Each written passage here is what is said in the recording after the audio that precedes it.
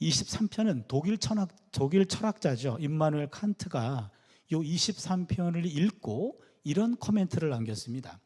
내가 지금까지 읽었던 다른 모든 책들 중에서 성경의 이 말씀만큼 나에게 위로를 준 적은 없었다. 칸트라는 분 워낙 유명한 철학자이기 때문에 엄청나게 많은 독서량을 자랑할 텐데요, 많은 책을 읽었지만 23편만큼 나를 위로해 준 글은 없었다, 그렇게 코멘트를 남겼고요. 워낙 23편 유명한데 유명한 사람이 이런 코멘트를 날렸기 때문에 더 유명해진 것이 바로 23편입니다. 23편은 다윗의 시입니다. 주전 1000년의 사람이죠. 그럼 주전 1000년부터 기원 후 2000년, 3000년 동안 많은 신앙인들이 23편을 읊조리면서 많은 힘을 얻었습니다. 23편은 신뢰시라 그러는데 우리가 매 시간 각양 다른 양식들의 시를 보고 있습니다. 첫날 풍기도 하면서 탄원시 5가지 요소가 있다 그랬죠. 첫 번째가 뭐였죠? 하나님 부름, 두 번째가 불평, 세 번째가 간구, 네 번째가 신뢰, 다섯 번째가 찬양입니다. 야, 여러분 똑똑하시네. 여기에서 네 번째가 뭐였죠? 신뢰. 신뢰 부분만 떨어져 나온 것이 신뢰시예요. 신뢰의 고백만 떨어져 나와서 확장된 것이 23편. 그럼 어떤 의미가 있냐면 신뢰시는 문제 한 복판에 있을 때 부른 노래입니다. 원래 탄원시에서 왔습니다. 탄원시는 하나님이 안 보입니다. 하나님의 음성이 안 들립니다. 사망의 음침한 골짜기에 나 홀로 버려진 것 같아요. 그런 상황에서 이 노래를 부른 겁니다. 신뢰시라고 표현해요. 신뢰시는 문제가 해결되고 난 다음에 부르는 감사시가 아닙니다. 또한 하나님을 만나서 감격하면서 찬양하는 찬양시도 아닙니다. 탄원시 안에 있는 사망의 묻지만 골짜기 한 복판에 있을 때 부르는 노래, 바로 신뢰시입니다. 그래서 23편이 우리에게 위로가 되는 겁니다. 그래서 오늘 23편을 한 절 한 절씩 좀 더 뜯어보려고 합니다. 지금까지는 좀 절이 많았는데 비교적 가장 절이 짧아요.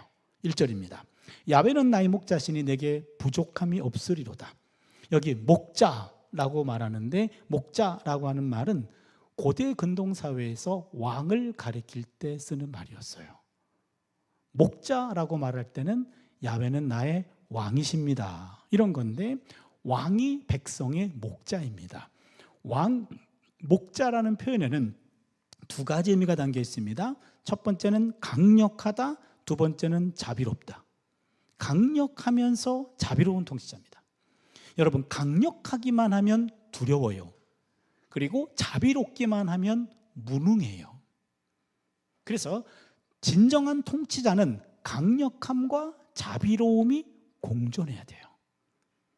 그래서 야훼는 나의 목자신이란 말은 야훼 나는 왕이십니다. 야훼는 강력하면서도 자비로운 통치자이십니다. 목자는 양을 인도하고 보호하는 기능을 담당하는데, 하나님은 그에게 속한 백성들을 강력한 힘으로 보호하시고 자비로운 손길로 인도해 주십니다. 그런데 야훼는 나의 목자시오 그러잖아요. 여러분, 우리는 이 23편을 너무나 잘 알고 있기 때문에 야훼는 나의 목자시오라는 말이 당연한 표현인데, 나의 목자라고 하는 말은 구약성경 전체에서 한 번밖에 안 나와요. 우리 목자지 나의 목자가 아니에요. 또 오늘 본문은 야훼는 나의 목자시오라고 특별히 안 쓰는 독특한 표현을 한 겁니다. 만약에 우리 신앙 공동체 안에 어떤 사람이 야훼는 내 목자시오 하면은 다른 모든 사람들이 그 사람 째려볼 거예요. 네 목자라고? 우리 목자거든? 그렇게 됩니다. 그러기에 야훼는 나의 목자라고 하는 말은, 이것은 한 번밖에 안 나오는 독특한 표현입니다. 이것은 파격적인 고백을 보여줍니다. 야훼는 내 목자이십니다. 여러분, 그 상황이 좀 이해가 됩니까? 우리 목자라고 했다간 하나님의 은혜가 n분의 1로 분산되면 지금 안 돼요. 지금은 나 하나만 주목해도 내가 좀 살까 말까 해요. 그러기에 야훼는 내 목자이십니다. 하나님과의 친밀한 관계를 강조하는 말이에요. 저희 집에 딸이 2분 계신다고 그랬잖아요. 이 두 친구가 중학교, 고등학교를 다닐 때 이제는 입시를 앞두고 있죠. 어느 날 제 아내가 저한테 그런 선언을 했어요. 우리 아이들의 입시에 대해서는 내가 모든 걸 다 알아서 하겠다.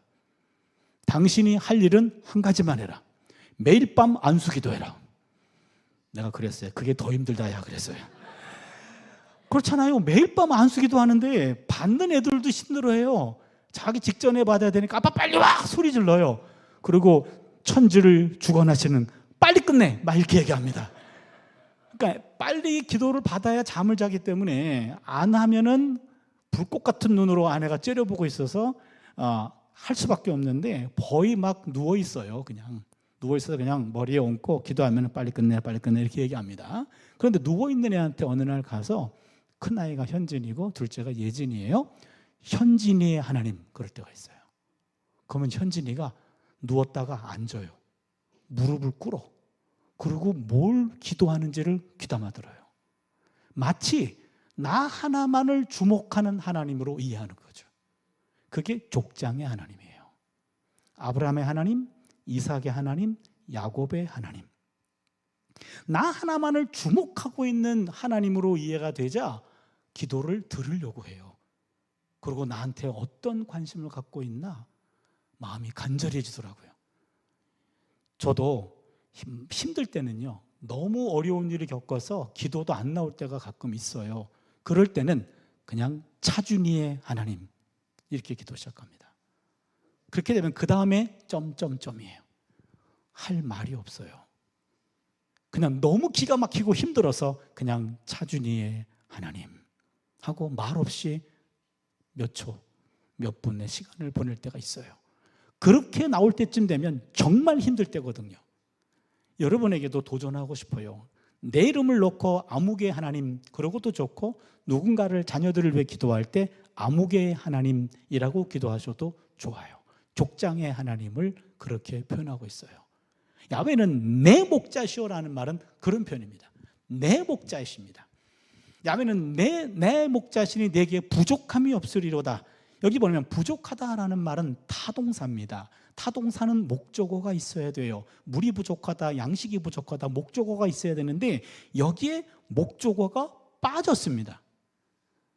이 문장이 이상한 문장이에요. 야훼는 나의 목자시니 내게 부족함이 없으리로다. 뭐가 부족함이 없는데 물이야 양식이야. 그런데 의도적으로 목적어를 뺐습니다. 목적으로 생략함으로 모든 결핍들이 이 안에 다 포함돼요. 여러분 생각해 보세요. 전체 도둑들이 모인 자리예요. 전체 도둑들이 있습니다. 도둑들을 향해 가지고 도둑질하지 마세요 하면은 모든 도둑들이 다 포함돼요. 그렇죠. 그런데 전체 도둑들 앞에서 다이아몬드를 도둑질하지 마세요 라고 말한다면 다이아몬드 도둑만 찔리고 다른 도둑들은 자유롭습니다. 저런 도둑놈 어떻게 이렇게 비싼 거 손을 대? 난 양심은 있다야. 난 비싼 거 손 안 댄다야. 이렇게 됩니다. 목적어가 생략되면 모든 대상들이 다 포함되는 거죠. 그러니까 야훼는 나의 목자시니 내게 부족함이 없습니다 하면서 목적어가 생략되면서 모든 결핍들이 이 안에 다 빨려 들어가게 됩니다. 야훼는 나의 목자시니 내게 부족함이 없으리로다. 부족함이 없다라는 동사, 히브리어는 동사가 시제가 두 개가 있다 그랬죠. 완료, 미완료. 여기 부족함이 없다라고 하는 말은 미완료형입니다. 무슨 말입니까? 부족함이 없는 상태가 한 번으로 끝난 것이 아니라 지속적으로 부족함이 없었다라는 겁니다. 그렇다면 이 단어에는 목자이신 하나님 덕분에 그동안 부족함이 없었고요, 지금도 부족함이 없고요, 앞으로도 부족함이 없을 것입니다. 요 과거와 현재와 미래라는 3시제가 다 포함된 겁니다. 그동안 부족함이 없었고 지금도 부족함이 없고 앞으로도 부족함이 없을 것입니다. 보통 우리들은요 그렇게 생각합니다. 과거에 대해서는 원망하고요, 현재는 불평하고요, 미래에 대해서는 불안해해요. 이게 보통 사람들의 생각입니다. 과거에 대해서는 누군가를 원망하고 현재는 또 불평하고 그러다 보니까 미래가 불안한 겁니다. 그러나 오늘의 이 시인의 고백 속에는 과거에 대한 감사, 현재에 대한 자족, 미래에 대한 확신이 담겨 있어요. 저는 이 상태가 멋있는 것 같아요. 자신의 과거에 대해서는 감사하고 현재는 자족하고 미래에 대해서는 확신을 갖고 있는 삶, 우리가 담고 싶은 삶이 아닐까요? 항상 옛날 얘기하면 원망하고 현재는 불평하고 그러다 보니까 미래가 불안해해서 하는 사람과 똑같은 인생을 사는데 과거를 감사하고 현재는 자족하고 미래를 확신하고 있는 이러한 삶을, 이러한 고백할 수 있기를 바랍니다. 거기 1절입니다. 2절입니다. 그가 나를 푸른 풀밭에 누이시며 쉴만한 물가로 인도하시는도다. 왜 부족함이 없냐면 하나님이 나를 두 곳으로 인도하기 때문에 그래요. 첫 번째는 푸른 풀밭으로 인도하시고 두 번째는 쉴만한 물가로 인도하십니다. 두 곳으로 인도하십니다. 첫 번째, 푸른 풀밭을 보겠습니다. 여러분, 풀밭 할 때 풀 안에는 푸른이라는 색감이 들어가 있습니다. 풀밭은 푸른 곳입니다. 그런데 푸른 풀밭이라고 얘기한다면 푸르고 푸른 풀밭이에요. 푸른이라고 하는 말이 강조가 되고 있습니다. 그럼 무슨 뜻이냐면 싱싱하고도 이상적인 목초지로 나를 누이시며, 이렇게 돼요. 목자가 양을 인도할 때 어떤 곳으로 인도하냐면 아주 싱싱하고도 이상적인 목초지로 인도한다. 좋은 꼴을 먹이려고 하고 살진 꼴을 먹이려고 하는 게 양떼들을 향한 목자의 마음이에요. 두 번째로 인도하는 것은 쉴만한 물가입니다. 쉴만한 물가라는 말은 잔잔히 흐르는 물가를 말합니다. 이거는 뭐를 대조하고 있냐면 급류를 대조하고 있어요. 급류. 이스라엘 땅은요, 겨울에만 비가 내리고 여름에는 비 한 방울 내리지 않습니다. 그래서 겨울에 한 4개월에서 5개월 정도만 비가 내려요. 그래서 비가 내릴 때만 시내가 형성이 됩니다. 그런 시내를 와디라고 말하고 자연천이라고도 말하고 계절천이라고도 말해요. 비 내릴 때만 시내가 형성된다. 그런 계절천은 비 내릴 때 급류를 형성합니다. 물이 급하게 내려와요. 그렇기 때문에 양 한 마리가 목이 마르다고 혼자 대열에서 이탈해가지고 급류에다가 물을 먹으려고 고개를 담갔다가는 그 양은 물 한 방울 먹고 그 급류가 양을 먹어버려요. 그렇기 때문에 절대로 목자는 양을 급류로 인도하지 않습니다. 쉴만한 물가로 인도하는데 잔잔히 흐르는 물가예요. 무슨 말입니까? 고인물이 아닙니다. 고인물은 그것은 병원, 거기에는 해가 되는 그런 해충들이나 그런 것도 있을 수 있어요. 그래서 고인물이 아니고 흐르는 물입니다. 신선한 물이 흐르는 곳으로 인도합니다. 맑은 물을 먹이려고 하는 거죠. 그렇다면 이 팔레스타인 지형에서는요, 이스라엘 기후에서는 푸른 풀밭과 쉴만한 물가가 함께 있는 곳은 극히 드물어요. 그러게 목자가 양떼들을 인도할 때 어느 한 장소로 인도해야 되는데 이 두 가지, 푸른 풀밭과 쉴만한 물가가 함께 있는 극히 드문 곳을 찾아서 자신의 양떼들을 이끄는 거예요. 이게 양떼들을 향한 목자의 특별한 보살핌을 보여주고 있습니다. 그렇기 때문에 내가 부족함이 없다라고 말하는 거죠. 3절을 보면 내 영혼을 소생시키시고 자기 이름을 위하여 의의 길로 인도하시는도다. 여기 내 영혼이라고 하는 말, 요 네페시라고 하는 말인데 이 말은 내 영육혼 할 때 영혼이 아니고요, 이것은 생명이 자리하고 있는 곳입니다. 생명이 자리하고 있는 것, 다른 말로 하면 생명 그 자체, 다른 표현으로 하면 생명력, 생기, 내 생기를 소생시키신다. 여러분, 생명에 대한 기운이 없으면요 아무리 맛있는 거 줘도 맛도 모르고요, 그리고 세상 사는 게 귀찮아져요. 생기가 충만해져야 맛도 있고 여러 가지 의욕도 있고 활발한 삶을 사는 거죠. 그런 생기를 소생시키신다. 의의 길로 인도하시는도다. 의의 길이라고 하는 말은 바른 길로 인도한다 그 말인데, 요 길이라고 하는 단어가요, 이게 또 독특한 히브리어입니다. 길이라고 하는 단어는 보통 데렉이라고 하는 단어를 쓰는데 그건 많은 사람들이 다니는 길입니다. 이거는 마갈이라고 하는 잘 안 쓰는 단어예요. 마갈이라고 하는 것은, 이것은 수레바퀴가 지나간 길을 말해요. 수레바퀴가 지나간 길. 무슨 얘기냐면 그냥 많은 사람들이 다니는 그런 길이 아니고 숲속인데 수레바퀴가 한 번 지나갔어. 그건 뭡니까? 길이 없어요. 길이 없는데 수레바퀴가 한 번 지나간 수레 자국이 남아있는 길, 그게 의의 길 할 때 그 길이란 단어입니다. 그렇다면 의의 길은 아무나 막 가는 넓은 길이 아닙니다. 그것은 아무도 가지 않는 외롭고 좁은 길입니다. 하나님이 인도하시는 의의 길은 올바른 길입니다. 동시에 올바른 길이기 때문에 많은 사람들이 외면하는 좁은 길이기도 합니다. 하나님이 인도하시는 길은 좁은 길입니다. 그래서 때로는 외로운 길입니다. 그러나 올바른 길이에요. 더 중요한 것은 하나님이 함께 하시는 길이에요. 그러면 하나님이 내 영혼을 소생시키시고 그의 이름을 위하여 의의 길로 인도하시는도다. 왜 내 영혼을 소생시키시고 의의 길로 인도할까요? 자기 이름을 위하여. 누구 이름을 위하여? 하나님의 이름을 위하여. 하나님의 명예를 위해서 자신의 양떼들을 책임진다 이 말입니다. 만약에 목동이 나에게 맡겨진 양떼들을 제대로 돌보지 못한다면 그 목자의 명예는 땅에 떨어집니다. 목동의 명예는 땅에 떨어집니다. 그러기에 목자와 목동은 나에게 맡겨진 양떼들을 살진 꼴을 먹이고 그 다음에 신선한 맑은 물을 먹이면서 건강하게 잘 자라줄 때 자기 명예가 서는 거고요. 그렇지 않고 병들어 있거나 병이 약하거나 그 다음에 상처받거나 물려가거나 끌려간다면 그 목동의 명예는 땅에 떨어지는 겁니다. 그러기에 하나님께서 자신의 이름을 위하여 나를 의의 길로 인도하십니다. 여기까지가 3절입니다. 그 다음에 4절인데요. 여러분 시편 23편은 담임 목사님은 히브리어로 암송하시는데 여러분은 우리말이라도 다 암송하시죠? 테스트 안 해도 되죠? 예, 성경 전체에서요. 여러분 시편 1편보다 23편이 더 중요해요. 23편이. 그래서 좋은 말 할 때 암송하세요.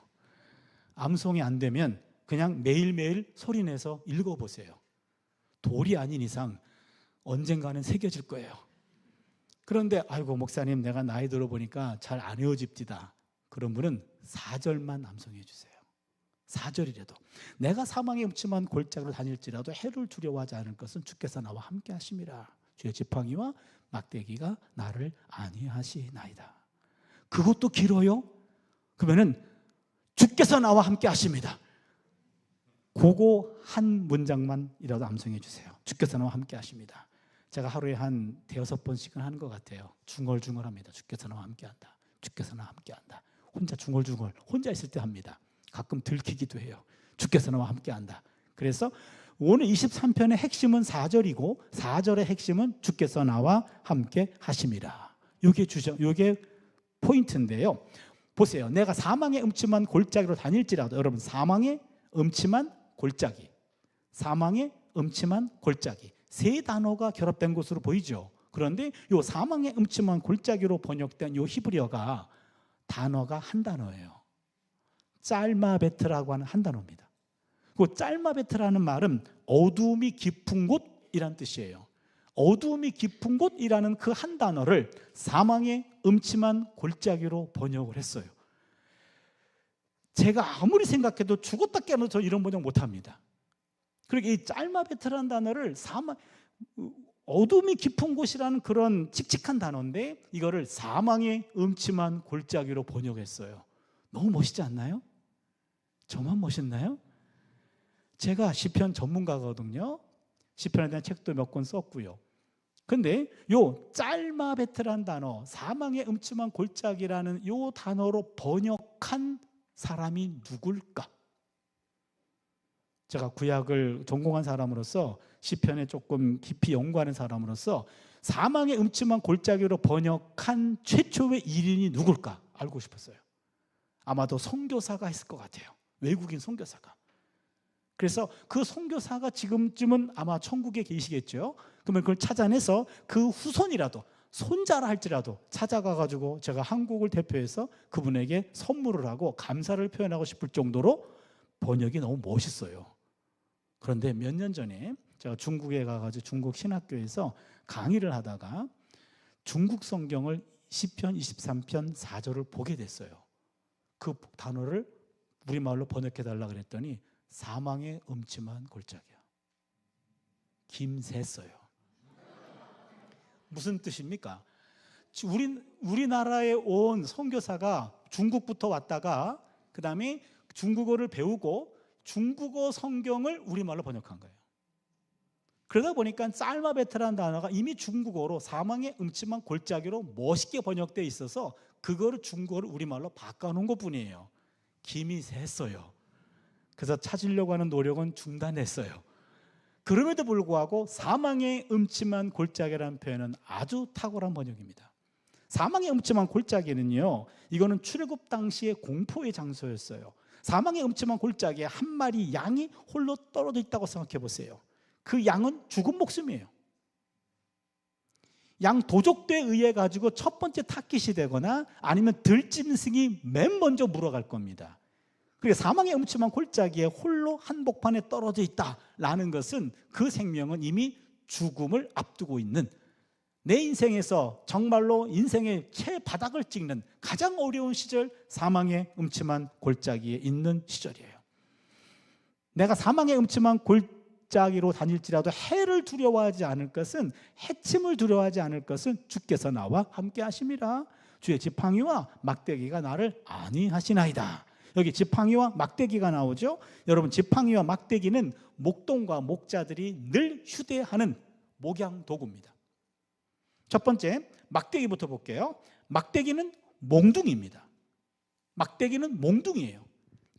한 요 정도 크기에 있는 쇠로 만들어진 곤봉 같은 무기입니다. 그리고 거기에는 끝에는 못이 박혀 있어가지고 들짐승들이 양을 물으려고 오면 들짐승들의 머리를 치거나 또한 양 도적대를 만나면 그걸로 그를 물리칠 때 쓰는 무기입니다. 이거는 보호용 막대기입니다. 이 막대기는 양떼기 쓰는 것이 아니고 도적대나 들짐승들을 쫓아낼 때 쓰는 것이 바로 막대기입니다. 이 막대기는요, 여러분 사무엘상 17장 43절을 보시면 블레셋 사람이 다윗에게 이르되 네가 나를 개로 여기고 막대기를 가지고 내게 나왔느냐 하고 그의 신들의 이름으로 다윗을 저주하고, 지금 블레셋 장수와 다윗이 맞닥뜨릴 때 장수는 무장하고 나왔어요. 그랬는데 다윗은 자기가 늘 쓰던 막대기 하나 들고 나온 겁니다. 그러니 장수가 봤을 때 조그만 친구가 막대기 가지고 왔어요. 야, 네 눈에 내가 개로 보이니? 그런 얘기입니다. 요 막대기가 목동이나 목자들이 쓰는 무기입니다. 보호용 막대기입니다. 또 한편에는 지팡이를 갖고 있습니다. 지팡이는 말 그대로 이렇게 손목이 굽어 있는 그런 것이 지팡이입니다. 이거는 인도형 지팡이입니다. 인도할 때 씁니다. 이 지팡이는 양떼에게만 씁니다. 양들 가운데 양들이 늘 착한 거 아니잖아요. 서로 막 털이 엉겨가지고 붙어 있으면은요, 서로 막 으르렁거리고 핥히고 물고 뜯고 그래요.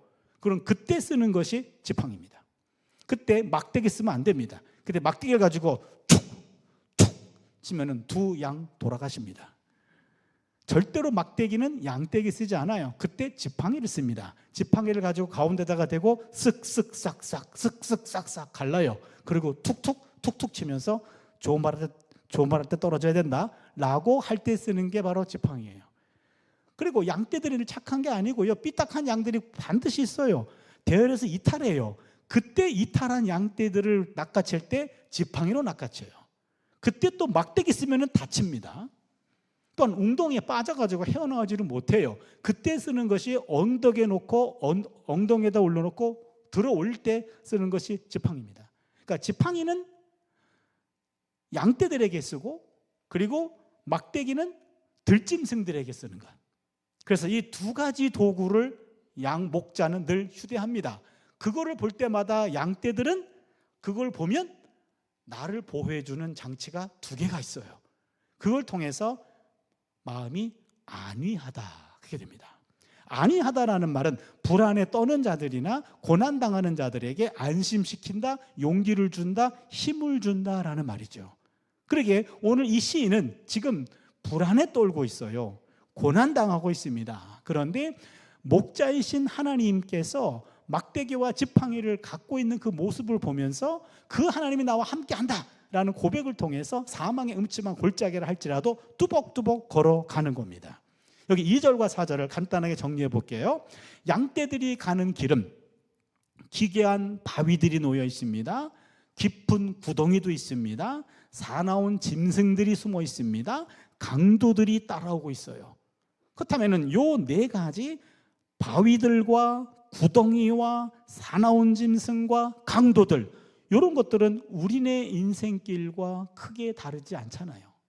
우리네 인생길도 기괴한 바위라고 하는 장벽들을 만날 때가 있고요, 또한 깊은 구덩이라는 함정을 만날 때도 있고요, 또한 사나운 짐승 같은 포악한 짐승들이나 사람 만날 수도 있고요, 강도들도 만날 수 있는 것이 우리네 인생길입니다. 그러나 목자는 양떼와 동행하기 때문에 이러한 길에서도 막대기와 지팡이를 보면서 거기에서 용기와 신뢰를 갖게 됩니다. 시인은 자신의 삶이 어떤 삶이라 할지라도, 비록 죽음의 위협이라 할지라도 보호용 막대기와 인도용 지팡이로 무장한 하나님이 동행해 주시기 때문에 더 이상 두려워하지 않고 오히려 위안을 받고 있습니다. 여기까지가 4절까지예요. 이제 5절을 보시면, 주께서 내 원수의 목전에서 내게 상을 차려주시고 기름을 내 머리에 부으셨으니 내 잔이 넘치나이다. 뭔가가 변화가 왔어요. 여러분, 1절부터 4절까지는 시인은 양이었어요. 하나님은 목자였어. 5절에 와가지고 신분이 바뀌었어요. 어떻게 바뀝니까? 주께서 내 원수의 목전에서 내게 상을 차려줬어요. 기름을 내 머리에 부으셨습니다. 내 잔이 넘치나이다. 시인이 손님으로 격상됐습니다. 그리고 하나님은 주인이에요. 이제 1절부터 4절까지는 시인은 양이었습니다. 동물이었습니다. 그러나 5절에 와가지고는 손님으로 격상됐어요. 이게 아주 놀라운 사실인데요, 무슨 말이냐면 이 당시에 손님 보호법이라는 게 있습니다. 주인은 본인의 손님에 대해서만큼은 보호해야 할 의무가 있습니다. 그리고 손님의 생명을 지키지 못한다면, 손님의 명예를 지키지 못한다면 그 주인은 명예가 떨어지는 거예요. 그렇기 때문에 여러분, 창세기 19장 7절과 8절에 보면 소돔성에 롯 집에 손님이 2명이 들어왔어요. 그때 소돔 사람들이 그 집을 애워쌌어요. 그러면서 그 사람을 우리에게 내치라, 우리가 그와 상관하리라 하면서 소돔 사람들이 우르르 몰려왔어요. 그때 롯이 뭐라고 얘기했냐면, 창세기 19장 8절인데 내게 남자를 가까이 하지 아니한 2 딸이 있노라. 너희 눈에 좋을 대로 그들에게 행하고 이 사람들은 내 집에 들어왔은즉 이 사람들에게는 아무 일도 저지르지 말라. 내가 2 딸을 내어줄 테니까 우리 딸들을 너희 마음대로 하고 손님은 건드리지 말아라, 이렇게 얘기한 거예요. 저희 집에 딸만 2분 계신다 그랬잖아요. 갑자기 이 성경을 둘이 보더니 저를 찾아왔어요. 그리고 아빠 같으면 어떡할 거야? 아빠 구약 교수지? 어떡할 거야? 그러는 거예요. 제가 뭐라고 말했을까요? 아빠 같으면 손님을 내치고 너희들을 지키겠다 그랬어요. 그랬더니 우리 아빠 짱 그러고 갔어요. 구약 시대 때는 그러면 안 됩니다. 지금은 자녀를 지킬 수 있지만 구약 시대의 손님 보호법이라는 문화 속에서는요, 만약에 롯이 손님을 지키지 못했잖아요. 그러면 어떤 일이 벌어지냐면 롯은 찍힙니다. 저 사람은 자기 손님을 지키지 못한 사람이야. 그래서 평생 주홍 글씨가 붙여 다닙니다. 그리고 그 사람은 수치와 다른 사람들의 조롱 속에 일생을 살아야 되고 어느 누구도 롯을 사람으로 취급하지 않아요. 그래서 가족과 가문의 명예를 위해서라도 어쩔 수 없이 자녀를 포기할 수밖에 없는 것이 그 당시 문화였습니다. 그러기에 주인에게 손님이란 자신의 생명을 포기하면서까지도 지켜야 할 귀중한 존재입니다. 그런데 쫓기는 시인이 손님이 됐어. 그리고 그 손님은, 집주인은 하나님이야. 그 하나님이 어디서 그걸 보여줍니까? 주께서 내 원수의 목전에서 나를 쫓던 사람들 앞에서 하나님이 그만, 이 사람은 지금부터 내 손님이야, 이렇게 된 겁니다. 그리고는 그 원수들이 보는 앞에서 상을 차려줍니다. 그 다음에 기름을 내 머리에 발라줍니다. 여러분, 기름 발라주는 것은요, 누가복음 7장 44절 이하를 보면은요, 그 여자를 돌아보시며 시몬에게 이르시되 이 여자를 보느냐, 내가 네 집에 들어올 때 너는 내게 발 씻을 물도 주지 아니하였으되 이 여자는 눈물로 내 발을 적시고 그 머리털로 닦았으며 너는 내게 입 맞추지 아니하였으되 그는 내가 들어올 때로부터 내 발에 입 맞추기를 그치지 아니하였으며 너는 내 머리에 감람류도 붓지 아니하였으되 그는 향유를 내 발에 부었느니라. 가장 극진한 손님을 접대할 때 하는 가장 중요한 것이 손님의 머리에 기름을 부어주는 겁니다. 그렇다면 이 쫓기는 시인이 원수들이 보는 앞에서 하나님이 내게 상을 차려주시고 보는 듯이 보란 듯이 머리에 기름을 부어주시고 잔이 넘치도록 아주 풍성한 접대를 합니다. 보란 듯이 하는 겁니다. 그러면 쫓던 원수들은 거기서 중지할 수밖에 없습니다. 그리고는 하나님과 겸상할 정도로 격상된 거죠. 그럼 더 이상 원수들은 하나님이 주인이요, 쫓던 그 사람이 손님이래, 하나님의 손님이야, 건드릴 수 없습니다. 거기서 추적은 멈춥니다. 그리고 마지막 6절입니다. 내 평생의 선하심과 인자하심이 반드시 나를 따르리니 내가 야훼의 집에 영원히 살리로다. 또 한 번 신분이 바뀌었어요. 1절부터 4절까지는 양이었고 5절은 손님이었고 6절은 손님은 잠시 머물다 떠나요. 6절을 보니까 영원히 살겠대. 뭐가 되죠? 가족이 됩니다. 가족이 돼요. 잠시 머물렀다가 떠나는 것이 아니라 영원히 함께 사는 가족이 됩니다. 내 평생의 선하심과 인자하심, 선하심 토프, 인자하심 헤세드, 요 선하심과 인자하심은 하나님의 속성이에요. 그렇다면 선하심과 인자하심이 나를 따르리니, 따르다라는 단어는 이것이 추적하다라는 말이에요. 추적하다. 지금까지는 원수들이 나를 추적했습니다. 그런데 원수들은 하나님이 짠 나타나셔가지고 너희들이 쫓던 이 사람은 나의 손님이다 라고 말하는 순간 원수들의 추적은 중지됐습니다. 그리고 추적하는 뒷자리를 선하심과 인자하심이 대신해요. 마치 보디가드가 돼가지고 하나님의 선하심과 인자하심이 뒤에서 나를 따르리니, 내 뒤에는 더 이상 원수들의 추적은 중지됐고 이제는 하나님의 선하심과 인자하심이 나를 에스코트 해주는 거예요. 나를 경호해 주는 겁니다. 이제는 쫓길 어떤 불안한 마음과 이유가 없는 거죠. 이제는 도망가지 않고 내가 야훼의 집에 영원히 살겠습니다 라고 고백하면서 끝나는 거죠. 23편 1, 4절은 목자와 양의 이미지였고 5절은 주인과 손님의 이미지였고 6절은 가족의 이미지로 점점 사이가 가까워지는 걸로 끝납니다. 여기서 우리는 두 가지 메시지를 나누고 말씀을 마치려고 합니다. 첫 번째 메시지입니다. 현재의 고난 속에서도 미래의 영광을 바라볼 수 있어야 돼요. 현재의 고난 속에서도 미래의 영광을 바라볼 수 있어야 됩니다. 23편은 문제가 해결되고 난 다음에 부르는 감사시가 아니라 그랬습니다. 고난과 박해의 현장에서 토해낸 신뢰 시입니다. 시인은 현재 불안에 떨고 있어요. 쫓기고 있습니다. 고난당하고 있습니다. 하나님의 위로가 필요합니다. 원수에게 쫓기고 있다 그랬잖아요. 그런 죽음의 위협 앞에 노출되어 있기도 합니다. 사망의 음침한 골짜기를 다니고 있습니다. 시인이 있는 그 자리는 고난의 현장이라고 말할 수 있습니다. 그러나 시인은 사망의 음침한 골짜기 한복판에 홀로 남아있는 한 마리의 양과도 같습니다. 그러나 시인은 현재의 고난에 무릎 꿇지 않습니다. 그 현재의 고난 속에서도 하나님이 함께한다 라는 그 믿음을 놓치지 않는 겁니다. 현재의 고난 속에서도 미래의 구원을 바라보면서 확신에 찬 노래를 부르고 있어요. 야훼는 나의 목자시니 내게 부족함이 없으리로다. 시인은 사실 부족해요. 그러나 믿음으로 보면, 하나님과 더불어 내 인생을 다시 보면 부족하지도 않고 부족하지도 않을 겁니다.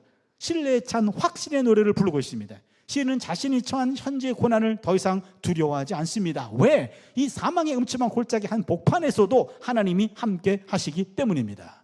요게 신앙인의 모습이에요. 참 신앙인은 현재의 고난이 미래에 나타날 영광과 비교할 수 없다 라고 하는 하나님의 말씀을 놓치지 않습니다. 로마서 8장 18절 말씀 잘 기억하세요. 로마서 8장 18절 말씀, 생각하건대 현재의 고난은 장차 우리에게 나타날 영광과 비교할 수 없도다.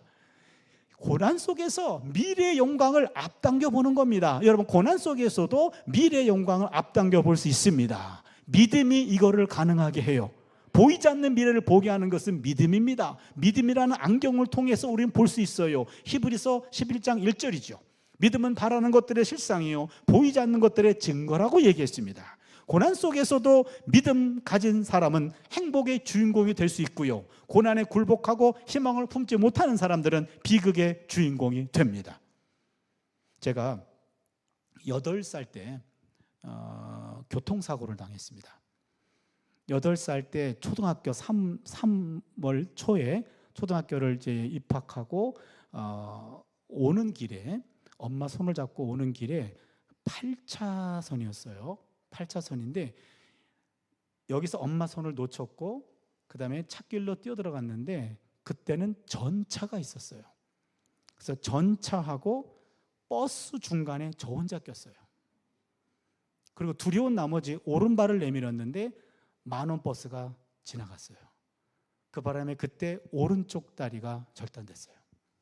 간신히 목숨을 건졌어요. 목숨은 건졌고 바로 실려가서 신촌 세브란스 병원에 가서 절단 수술을 마저 2번 정도 했습니다.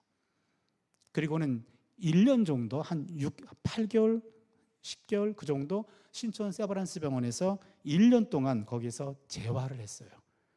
의족을 하고 걷는 연습을 하고, 지금도 오른쪽 다리 의족을 하고 있는데요.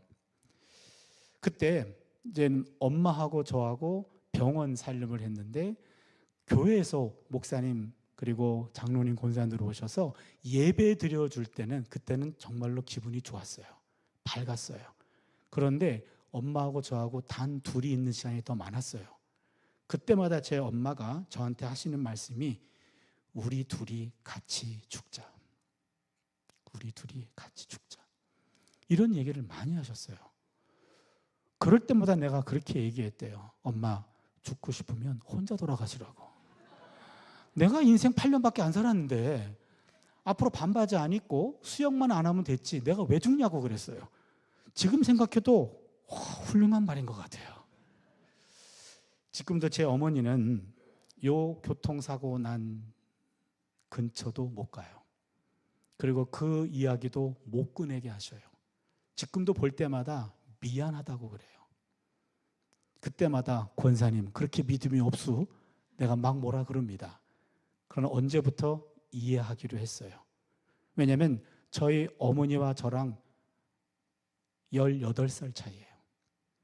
19에 저를 낳으셨어요. 맏아들이에요. 그러면 내가 8살이니까 27살에 맏아들을 데리고 학교 갔다가 본인이 보는 앞에서 놓쳐서 교통사고 난 거예요. 이거는 권사고 믿음의 문제가 아니라 엄마예요. 엄마. 27살짜리 엄마. 우리 막내딸도 27 위에요. 그러니 그 나이에 맏아들을 교통사고가 나서 평생 저렇게 사는 모습을 보면서 늘 미안하다고 그러시고 근처에도 못 오셔요. 저는 그 옆으로 이사를 갔어요. 그리고 일주일에 한 번은 제가 서부역, 서울역 서부역 근처, 제가 사고 난 장소가 충정로역이에요. 거긴데 조금 지나가면 서부역인데 우리 일주일에 한 번씩 롯데마트 가가지고 일주일 먹을 양식을 사러 가거든요. 그리고 우리 2 딸들 데리고 갈 때가 있어요. 그러면 갈 때마다 거기 지나갑니다. 지나갈 때마다 그렇게 얘기해요. 여기가 뭔 줄 아니? 그러면 알아. 뭔데? 아빠 다친 곳이잖아. 그렇게 얘기해요. 야, 아빠 다친 곳이기도 하지만 아빠가 살아난 곳이기도 해. 너희들한테는 성지야. 만약에 그때 아빠 안 살았으면 너희들은 있지도 않아. 너희들한테는 성지 아니야? 우리 아이들한테가 이런 얘기 가끔 했거든요. 나를 주어로 놓으면 내가 다친 곳이잖아요. 주어를 바꿔볼까요? 하나님을 주어로 놓으면 하나님이 살린 곳이기도 해요. 그렇잖아요. 주어를 바꾸면 똑같은 사건이 다른 해석을 놨습니다. 주어가 바뀌면 인생이 바뀌는 거예요. 바로 그 자리에서 왜 나를 안 살렸습니까? 왜 나를 지켜주지 않았나요? 그런 것들은 성숙한 태도가 아닌 것 같아요. 그러면 하나님께서는요, 너 원래 죽을 뻔했어. 다리 하나 포기하고 널 살려준 건데 너를 온전히 안 살렸다고 나한테 뭐라 그래? 너 서운하다. 그럴 것 같아요. 주어가 바뀌면, 하나님으로 바꿔놓으면 하나님이 살린 곳이기도 해요. 죽을 뻔한 그 장소에 하나님도 계셨다고요. 바로 그겁니다. 사망의 음침한 골짜기 안에서도 해를 두려워하지 않을 것은 주께서 나와 함께 하십니다. 믿음이 있는 사람은요, 문제 부닥쳤을 때 문제만을 보지 않고요, 문제를 해결해 주시는 하나님도 봅니다.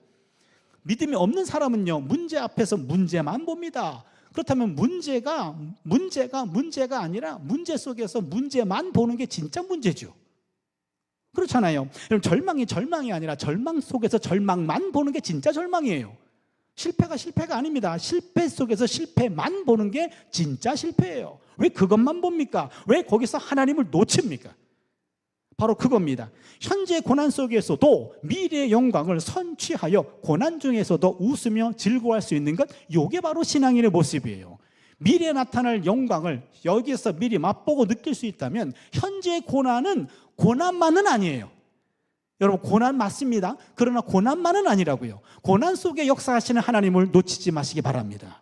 그 하나님을 보는 순간 고난이 다른 빛깔을 내더라고요. 바로 그겁니다. 요게 믿음이에요. 요걸 믿음의 연금술이라고 말합니다. 그럼 믿음만 가질 수 있다면 어떤 상황에서도 동일한 사건이지만 다르게 해석할 수 있고 하나님과 더불어 인생을 바라본다면 또 다른 은혜의 자리인 줄로 믿습니다. 두 번째 메시지입니다.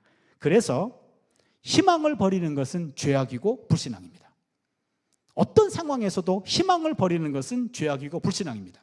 누군가는 말합니다. 희망을 갖는 사람에게만 존재한다. 희망이 있다고 믿는 사람에게는 희망이 있고 희망 같은 것은 없다고 생각하는 사람들에게는 실제로도 희망은 없다. 상당히 독특해요, 여러분. 희망은 있다고 하는 사람에게는 있고요, 없다고 하는 사람에게는 없는 게 희망이에요. 중국에 근대 문학의 개척자인 루신이라는 작가가 있는데 이분이 이런 글을 남겼습니다. 희망은 본래 있다고도 할 수 없고 없다고도 할 수 없다. 그것은 마치 땅 위의 길과 같은 것이다. 본래 땅 위에는 길이 없었다. 걸어가는 사람이 많아지면 그것이 곧 길이 되는 거다. 희망의 길은 주어지는 것이라기보다는요, 스스로 만들어가는 겁니다. 희망의 길은 보이지 않는 길을 믿음으로 바라보는 믿음의 길입니다. 여러분, 미래를 의미하는 라틴어가 두 단어가 있어요. 여러분, 이거 잘 기억해 주시고요, 꼭 되새김질 하세요. 첫 번째는 futurum, 두 번째는 adventus. futurum, adventus. 따라하고 싶은 충동을 느끼죠? 한 번만 따라해 주세요. futurum, adventus. 예, 첫 번째 futurum은 F-U-T-U-R-U-M. 라틴어는 그대로 읽어요. futurum, F-U-T-U-R-U-M. 이렇게 얘기해도 받아 적는 사람이 없어요. futurum이고 또 하나는 adventus는 A-D-V-E-N-T-U-S. 그대로 adventus라고 읽습니다. 먼저 futurum은 예측 가능한 미래입니다. 예측 가능한 미래. 아드벤투스는 뜻밖의 미래입니다. 기가 막힌 거예요. 무슨 말이냐면 futurum은 현재의 원인으로 충분히 설명할 수 있는 미래, 현재 품고 있고 현재가 나을 예측 가능한 미래, 이게 futurum입니다. 아드벤투스는 하나님의 약속 성취로 시공 바깥에서 오고 있는 뜻밖의 미래입니다. 그럼 futurum은 나로부터 시작한 미래를 말하고 아드벤투스는 외부에서 오고 있는 미래예요. 저는 이 라틴 사람들의 사고 구조에 여기에서 정말 똑똑하구나. 미래라고 하는 것이 나로부터 출발한 미래도 있지만 나와 상관이 없이 저곳으로부터 오고 있는 미래도 있는 거예요. 그렇잖아요. 나로부터 시작한 미래는 내 위치와 내 역량과 내 능력에 의해서 예측 가능한 미래지만 하나님으로부터 오고 있는 미래는 내 능력과 무관해요. 선물과도 같이 오고 있는 미래가 있다는 거예요. 이게 푸투름이고 아드벤투스예요. 푸투름은 여기서 나온 말이 영어의 future가 됩니다. 그러나 아드벤투스는 여러분 대강절이 있잖아요. 성탄절을 앞둔 4주 애드벤트라고 그러잖아요. 그 대강절은 대강 보내는 절기가 아니죠. 대강 기다리는 겁니다. 크게 기다리는 거예요. 예수님의 오심을 기다리는 겁니다. 그게 대강절 애드벤트라고 얘기하잖아요. 아드벤투스에서 온 겁니다. 몰트만이라는 유명한 조직신학자가 있어요. 희망의 신학이라는 유명한 책을 썼습니다. 희망의 신학이라는 책에서 낙관과 희망을 구분했어요. 낙관, 희망 구분했습니다. 여러분, 긍정적인 기대를 가리키는 게 낙관과 희망이에요. 그렇지만 이 둘은 다르다고 얘기합니다. 낙관은 과거나 현재에 이미 잠재되어 있다가 미래에 나타나는 좋은 것, 이게 낙관입니다. 낙관과 연결되어 있는 미래를 몰트만은 푸투름이라고 불렀어요. 과거와 현재를 살펴서 미래에 나타날 가능성을 추정해서 긍정적인 전망을 갖게 될 때 이게 낙관적이라고 말해요. 그렇기 때문에 낙관은 예측 가능한 미래를 바라보는 게 낙관이에요. 예측 가능한 미래를 바라보는 게 낙관입니다. 희망은 외부에서 옵니다. 하나님으로부터 우리에게 주어지는 좋은 것과 연관됩니다. 몰트만은 이것을 아드벤투스라고 불렀습니다. 새로운 것을 선물로 받는다는 의미를 갖고 있어요. 하나님으로부터 선물로 선한 것을 받으리라는 기대, 요게 희망이라는 겁니다. 희망은 뜻밖의 미래를 응시하는 거예요. 여러분, 낙관은 예측 가능한 미래를 바라보는 거고 희망은 뜻밖의 미래를 응시하는 거예요. 희망은 낙관이 아니에요. 낙관은 희망할 수 있는 것에 대한 희망이 낙관입니다. 하지만 희망은 눈에 보이는 것과 다른 무언가를 상상할 수 있는 능력입니다.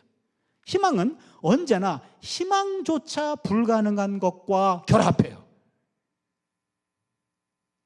그렇기 때문에 여러분, 우리는 이성적으로는 절망해도 의지로 낙관해야 하고 신앙으로 희망을 붙잡아야 돼요. 우리가 이성적으로는 절망적인 상황입니다. 그때 의지를 가지고 낙관적이어야 되며 믿음을 가지고 희망을 붙잡는 거예요. 그러게 희망이란 단어는 하나님으로부터 오고 있는 거기 때문에 믿음이 없이는 볼 수 없습니다. 믿음이 없이는 붙잡을 수 없어요. 이게 바로 희망이라는 거고 이게 뜻밖의 희망이라는 거죠. 이제 한 사람 얘기라고 말씀을 마치겠습니다. 한 흑인 얘기입니다. 1964년 그 흑인은 정부의 무지막지한 공권력에 의해서 사회로부터 영구적으로 격리되었고 종신형을 선고받았고요. 세상과 멀리 떨어진 조그만 섬 안에 그는 감옥소에 갇혔습니다. 세상하고 소통은 6개월에 한 번 면회와 편지 한 통이 전부였습니다. 감옥은 매우 어두웠고 벽에는 물이 줄줄줄 흘렀고요. 벽과 벽 사이에는 3걸음밖에 되지 않았고요. 누우면 머리와 다리가 닿을 만큼 아주 좁은 곳이었습니다. 변기는 찌그러진 양동이 하나, 독방이었어요. 모질고 사악한 이런 간수들은 걸핏하면 그를 끌어다가 고문합니다. 술 취한 날에는 심한 매질과 견딜 수 없는 모욕을 주었습니다. 그가 감옥에 갇히자 가족들은 정부의 폭거로 집을 빼앗았고 흑인 게토로 그들은 쫓겨났습니다. 가족들은. 게다가 감옥살이 4년째 되는 해 어머니가 돌아가셨고 5년째 되는 해 큰 아들이 교통사고로 죽었습니다. 장례식 참여도 못했습니다. 그런 가운데 무심한 세월 흘렀고 감옥살이 14년째 되는 날 14년 만에 보는 큰딸이 그동안 결혼해서 딸을 안고 면회를 왔습니다. 아빠, 이 아이 이름은 지어주셨죠? 14년 만에 만난 딸이 첫 딸을 낳고 그 딸 아이 이름을 아빠에게 지어달라고 한 거예요. 그는 말없이 꼬질꼬질하고 지저분한 옷 포켓에서 작은 종이 쪽지 하나를 꺼냈고 말없이 딸에게 주었어요. 딸은 그 종이 쪽지를 조심스럽게 펼쳐 읽었는데 그걸 보고 북받쳐서 울었어요. 종이에 적혀있는 단어는 아즈위였습니다. 아즈위라는 말은 희망이라는 뜻이에요. 그 후에도 13년이라는 세월이 지났습니다. 돌을 캐고 매를 맞고 모욕당하면서 루벤섬에서 감옥살이를 했습니다. 44세 종신형으로 감옥에 끌려갔다가 71세에 이르기까지 장장 27년 동안 감옥살이하고 난 다음에 겨우 석방이 되었습니다. 그는 그 이후 남아공 백인 정부의 흑백 분리 정책 아파르트헤이트를 완전 철폐하고 남아공 최초의 흑인 대통령이 되었습니다. 그는 넬슨 만델라입니다. 대통령에 당선되고 나서 자신을 박해하고 고통과 치욕을 주었던 정적들을 다 용서하고 사랑으로 품었습니다. 그는 인간의 고고한 삶의 방식을 보여주었던 거죠. 그가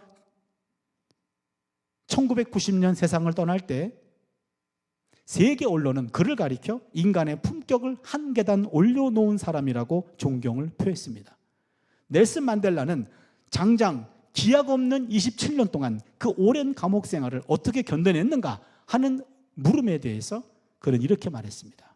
나는 위대한 변화가 일어나리라는 아즈위, 희망을 한순간도 잊은 적이 없습니다. 어제까지 앞이 전혀 보이지 않았다 하더라도 내내 절망적이었다 할지라도 여전히 희망이고 다시 소망이어야 합니다. 지금의 고통이 언젠가는 사라지리라는 희망, 누군가 어둠 속에서 내게 손을 뻗어주리라는 희망, 내일도 내게 빛과 생명이 주어지리라는 희망, 이런 희망이 있어야 사람은 고단한 삶을 감당해낼 수 있습니다. 그런 희망을 가지지 않는 것, 이거 죄예요. 하나님 안 보겠다는 겁니다. 빛을 보고도 눈을 감아버리는 것은 자신을 어둠의 감옥 속에 가두어버리는 자살 행위나 마찬가지이기 때문입니다. 희망은 하나님으로부터 주어지는 뜻밖의 미래입니다. 보이지 않는 희망을 보는 것, 요게 신앙입니다. 그래서 희망 버리는 것은 죄악이고 불신앙입니다. 현재의 고난 속에서도 미래의 영광을 바라볼 수 있기를 바랍니다. 오늘도 주께서 우리와 함께 하십니다. 그러기에 뜻밖의 희망, 이 단어 기억해 주세요. 여러분, 희망이란 단어는요, 믿음 없이는 볼 수 없는 것이고 믿음 없이는 만날 수 없는 세계가 희망이에요. 희망은 나로부터 출발하지 않고 저기로부터 오고 있는 선물과도 같은 희망, 그 뜻밖의 희망을 믿음을 가지고 바라보는 우리 모두가 될 수 있기를 주님의 이름으로 축원합니다. 우리 함께 찬양 올리겠습니다. 하나님, 한 번도 나를 실망시킨 적 없으시고 언제나 공평과 은혜로 나를 지키셨네. 오 신실하신 주, 오 신실하신 주, 내 너를 떠나지도 않으리라, 내 너를 버리지도 않으리라 약속하셨던 주님, 그 약속을 지키사 이후로도 영원토록 나를 지키시리라 확신하네. 우리 뜻을 새기면서 함께 찬양 올리도록 하겠습니다.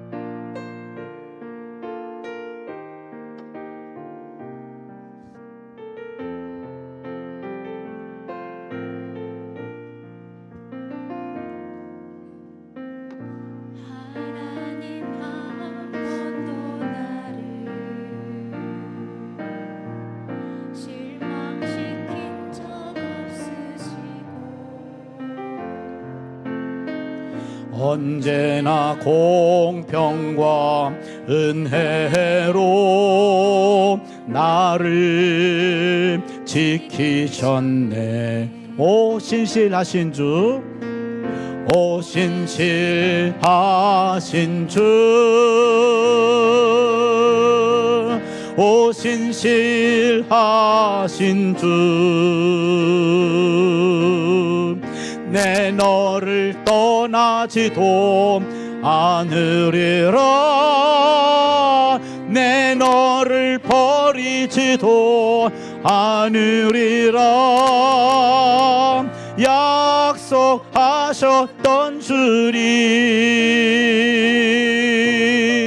그 약속을 지키사 이후로도 영원토록 나를 지키시리라 확신하네. 지나온 모든 세월들 돌아보아도 지나온 모든 세월들 돌아보아도